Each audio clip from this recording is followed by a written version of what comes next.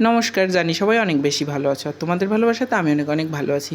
তো 2 দিন video post করিনি, কারণ হচ্ছে ক্যাম্পাস ছুটি হয়ে গেছিলো, এজন্য বাড়ি আসার একটু তাড়া ছিল। আর তারপরে হচ্ছে ড্রয়িংয়ের স্কুলের বাচ্চাদেরকেও আর কি সমস্ত ক্লাসগুলো কমপ্লিট করার একটু তাড়া ছিল, সেইভাবে আর ভিডিও পোস্ট করার সময় পাইনি। যাই হোক, সবার কাছে ক্ষমা চেয়ে নিচ্ছি। আর অনেকে আমাকে বলে যে তুমি ঠাকুরকে শাড়ি কেন পরাও? দেখো ভাই, যেমন হচ্ছে আমার ক্লায়েন্টের ডিমান্ড থাকে সেরকমভাবেই কাজ করার চেষ্টা করি। তারা যদি তাদের প্রতিমাকে চায় সুন্দর করে একটা মাতৃরূপ দিতে, সুন্দর করে সাজাতে, তাহলে অবশ্যই আমাকে তাদের ডিমান্ড অনুযায়ী করতে হয়। সবসময় করি না, অনেক ক্ষেত্রে আছে তোমরা দেখতে পারবে যে আমি শাড়ি পরাই না, তারপরে কি মাকে সুন্দর করে সাজিয়ে রাখতে আমারও খুব ভালো লাগে, এজন্য আরও বেশি বিশেষ করে শাড়ি পরানো হয়।